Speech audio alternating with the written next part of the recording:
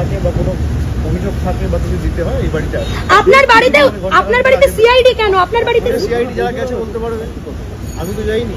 কলকাতা পুরসভা তো নোটিশ দিয়েছে আপনার বাড়িতে। কলকাতা পুরসভা কমপ্লিট করতে অবৈধ বাড়ি বলছে আপনার অবৈধ নির্মাণ। কলকাতা পুরসভাকে নোটিশ যারা দিয়েছে আমাদের কর্তব্য যাচাই করে যারা এই খবরগুলো সিলেক্টিভ মিডিয়াতে লিক করছে একটা নোটিশ লাগিয়ে চলে গেলাম যে এই অংশটা অবৈধ, আমি তো বলতে হবে।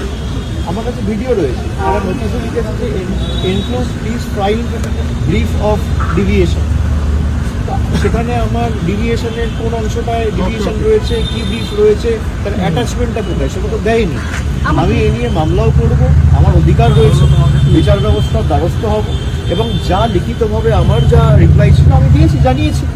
বাকি সিআইডি টিম কেন এসছে, কেএমসি কেন এসছে, কি নোটিশ দিয়ে যারা দিয়েছে তারা বলতে পারবে। আপনি কি সই জাল সংক্রান্ত মামলা এসছে, আপনি কি সই জাল করেছেন? অনেকগুলো দাঁড়ান, আপনি প্রশ্ন করলেন রিপাবলিক বাংলার সাংবাদিক যে কেন সিআইডি দিয়েছে, কেন সিআইডি আপনার কাছে এসেছে। এবার আপনি বলছেন সইজাল মামলা এসেছে, নোটিশ আমি পাইনি, আপনি জেনে গেছেন কেন এসেছে। তাহলে আপনারা যখন সবকিছু জানেন, সিআইডি যখন বলেই দিচ্ছে তখন আমার তো বলার কিছু নেই। আপনি আমাকে প্রশ্ন করলেন যে কেন সিআইডি আপনার বাড়ি এসেছে, এবার আপনি আমাকে বলছেন সইজাল মামলাতে এসেছে। তাহলে আপনার বিরুদ্ধে যে অভিযোগ, আমার বিরুদ্ধে যে অভিযোগ আমাকে নোটিশ দেবে, আমি আইনত লড়াই করব। সিআইডি কি, এদের ইডি সিবিআইয়ের কাছে আমি মাথা নত করিনি। এদের 10 পুরুষও যদি চায় না যে আমাকে সিআইডি দিয়ে, কেএমসি দিয়ে বাড়ি ভেঙে, ঘর ভেঙে, অফিস ভেঙে, আক্রমণ করে, মাথায় আঘাত করে, যা ইচ্ছা এরা চেষ্টা করুক, আমি দমার ছেলে নেই। আপনার দলের বিধায়করা বলছে, আপনি সই জাল করেছেন। আমি ওখানে আমাদের বেলিঘাটার যে পার্টি অফিস রয়েছে, আমাদের ওখানকার নির্বাচিত যিনি বিধায়ক কুণাল ঘোষের অফিসে আমি দেখা করেছি। আচ্ছা, আমি ওখানেই গেছিলাম, ওখান থেকে এসছি, আমি একটু পরে শোনা। আপনার দলের বিধায়করাই বলছেন ওই তাদের কোনো বক্তব্য থাকে বা কোনো অভিযোগ থাকে বা কিছু দিতে হয় এই বাড়িতে আসে। আপনার বাড়িতে সিআইডি কেন? আপনার বাড়িতে সিআইডি যারা গেছে বলতে পারবে, আমি তো যাইনি। কলকাতা পুরসভা তো নোটিশ দিয়েছে আপনার বাড়িতে। কলকাতা পুরসভা কমপ্লিট করতে অবৈধ বাড়ি বলছে আপনার অবৈধ নির্মাণ।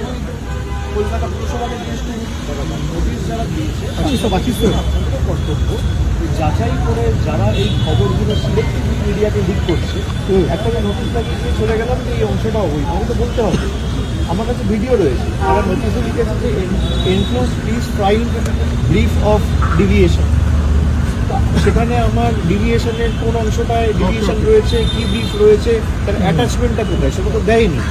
আমি এ নিয়ে মামলাও করব, আমার অধিকার রয়েছে, বিচার ব্যবস্থার দ্বারস্থ হব এবং যা লিখিতভাবে আমার যা রিপ্লাই ছিল আমি দিয়েছি, জানিয়েছি। বাকি সিআইডি টিম কেন এসছে, কেএমসি কেন এসছে, কি নোটিশ দিয়ে যারা দিয়েছে তারা বলতে পারবে। আপনি কি সই জাল সংক্রান্ত মামলা এসছে, আপনি কি সই জাল করেছেন? অনেকগুলো দাঁড়ান, আপনি প্রশ্ন করলেন রিপাবলিক বাংলার সাংবাদিক যে কেন সিআইডি দিয়েছে, কেন সিআইডি আপনার কাছে এসেছে। এবার আপনি বলছেন সইজাল মামলা এসেছে, নোটিশ আমি পাইনি, আপনি জেনে গেছেন কেন এসেছে। তাহলে আপনারা যখন সবকিছু জানেন, সিআইডি যখন বলেই দিচ্ছে তখন আমার তো বলার কিছু নেই। আপনি আমাকে প্রশ্ন করলেন যে কেন সিআইডি আপনার বাড়ি এসেছে, এবার আপনি আমাকে বলছেন সইজাল মামলাতে এসেছে। তাহলে আপনার বিরুদ্ধে যে অভিযোগ, আমার বিরুদ্ধে যে অভিযোগ আমাকে নোটিশ দেবে, আমি আইনত লড়াই করব। সিআইডি কি, এদের ইডি সিবিআইয়ের কাছে আমি মাথা নত করিনি। এদের 10 পুরুষও যদি চায় না যে আমাকে সিআইডি দিয়ে, কেএমসি দিয়ে বাড়ি ভেঙে, ঘর ভেঙে, অফিস ভেঙে, আক্রমণ করে, মাথায় আঘাত করে, যা ইচ্ছা এরা চেষ্টা করুক, আমি দমার ছেলে নেই। আপনার দলের বিধায়করা বলছে, আপনি সই জাল করেছেন। আমি ওখানে আমাদের বেলিঘাটার যে পার্টি অফিস রয়েছে, আমাদের ওখানকার নির্বাচিত যিনি বিধায়ক কুণাল ঘোষের অফিসে আমি দেখা করেছি। আচ্ছা, আমি ওখানেই গেছিলাম, ওখান থেকে এসছি, আমি একটু পরে শোনা। আপনার দলের বিধায়করাই বলছেন